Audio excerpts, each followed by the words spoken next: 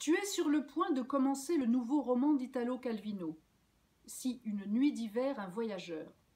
Détends-toi, recueille-toi, chasse toute autre pensée de ton esprit. Laisse le monde qui t'entoure s'estomper dans le vague.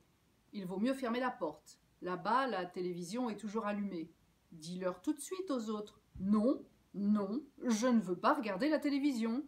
Lève la voix, sinon ils ne t'entendront pas. Je suis en train de lire, je ne veux pas être dérangé.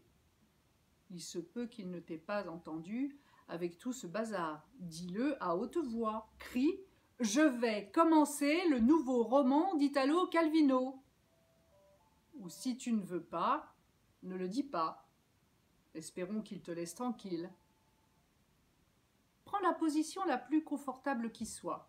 Assis, allongé, lové, couché, couché sur le dos, sur un côté, sur le ventre, dans un fauteuil, sur le divan, dans le fauteuil à bascule, sur la chaise longue, sur un pouf, dans le hamac, si tu as un hamac, sur le lit bien sûr, ou dans le lit. Tu peux aussi te mettre la tête en bas, comme au yoga, avec le livre à l'envers, cela va de soi. Bien sûr, la position idéale pour lire, on ne la trouve jamais. Autrefois, on lisait debout, devant un lutrin.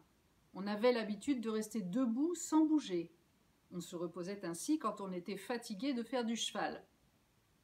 Personne n'a jamais pensé à lire sur un cheval et pourtant, l'idée de lire à cheval, le livre posé sur la crinière, ou peut-être accroché aux oreilles du cheval avec une bride spéciale, cette idée t'attire maintenant. Les pieds dans les étriers, on doit être très à l'aise pour lire. Avec les pieds qui ne touchent pas terre, c'est la première condition pour jouir de la lecture. Bon, qu'est-ce que tu attends?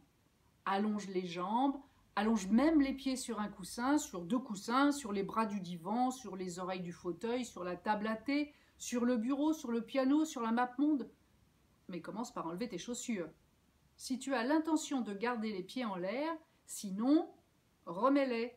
Et maintenant, ne reste pas comme ça avec tes chaussures dans une main et ton livre dans l'autre. Règle la lumière de façon à ne pas t'abîmer la vue. Fais-le tout de suite parce qu'à peine auras-tu plongé dans la lecture qu'il n'y aura plus moyen de te faire bouger.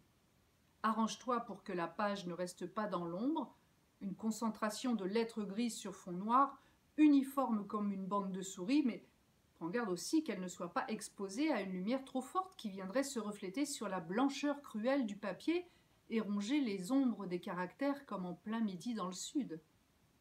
Maintenant, essaie de prévoir tout ce qui pourrait éviter d'interrompre ta lecture. Les cigarettes à portée de main si tu fumes, le cendrier, quoi encore? Tu dois faire pipi. Allez, c'est bon, à toi de voir. Italo Calvino, c'est une nuit d'hiver, un voyageur.